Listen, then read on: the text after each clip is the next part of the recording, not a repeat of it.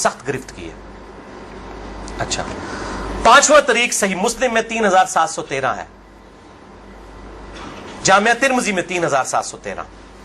پانچواں طریق من کنت مولاہ فہذا علی مولاہ، زید بن ارقم سے جابر بن عبداللہ سے رضی اللہ تعالی عنہما.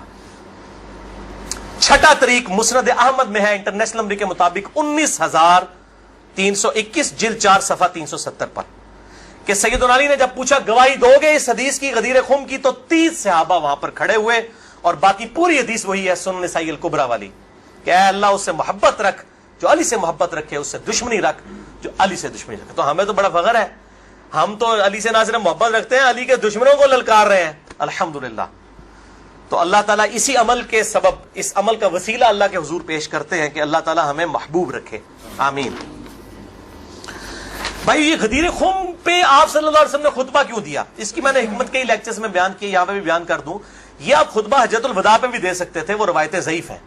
غدیر خم اس موقع پر پہنچ کر سب لوگ عرب کے جا چکے تھے سوائے اہل شام کے اور اہل مدینہ کے، اور اہل شام صفین میں سیدنا علی کے خلاف کھڑے ہوئے، اور اہل مدینہ میں جو کچھ لوگ تھے انہوں نے اہل مدینہ کے ساتھ زیادتی کی، کچھ ان کے ساتھ زیادتیاں ہوئی.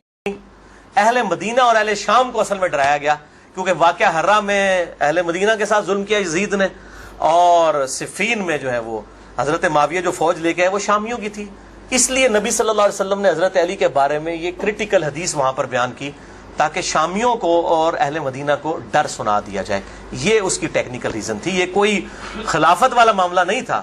وہ تو بخاری اور مسلم کی متفق علیہ حدیث ہے، صحیح بخاری میں 4460 نمبر حدیث ہے. سیدنا طلحہ نے جب پوچھا عبداللہ ابن ابی اوفا سے کہ بتائیے کیا نبی صلی اللہ علیہ وسلم نے اپنا وصی کسی کو منایا؟ انہوں نے کہا کسی کو نہیں منایا، آپ نے ہمیں قرآن پر چلے رہنے کی وصیت کی تھی.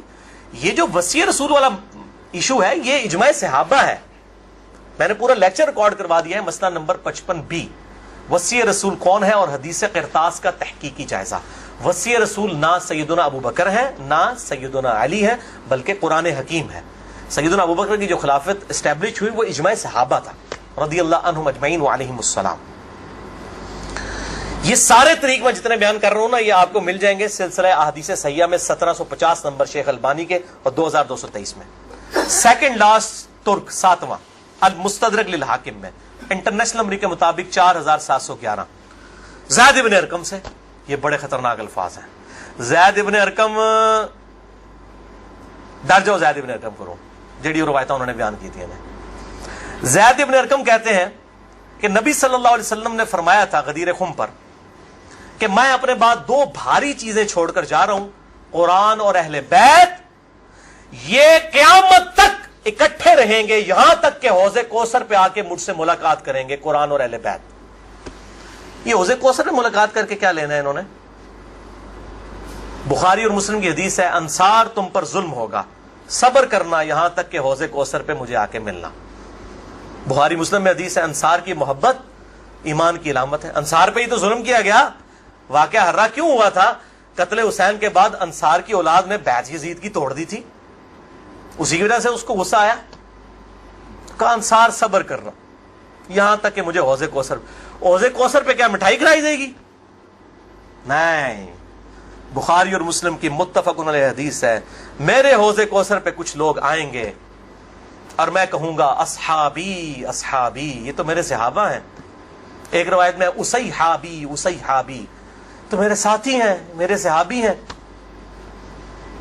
یہ کیا کرتے ہیں جس طریق میں آتا ہے نا امتی امتی، وہ نکال کے تو بریلوی دیوبندیوں کے اوپر لگانا شروع کر دیتے ہیں. اصحابی اصحابی لکھے نا مکتبۃ شاملہ میں، بخاری مسلم میں کھل جائیں گے. تو آپ صلی اللہ علیہ وسلم فرماتے ہیں کہ میں جب ان کو حوض کوثر سے پلانے لگوں گا میرے ان کے درمیان ایک دیوار کھڑی کر دی جائے گی اور مجھے کہا جائے گا اللہ کے نبی آپ کو نہیں پتا آپ کی وفات کے بعد یہ لوگ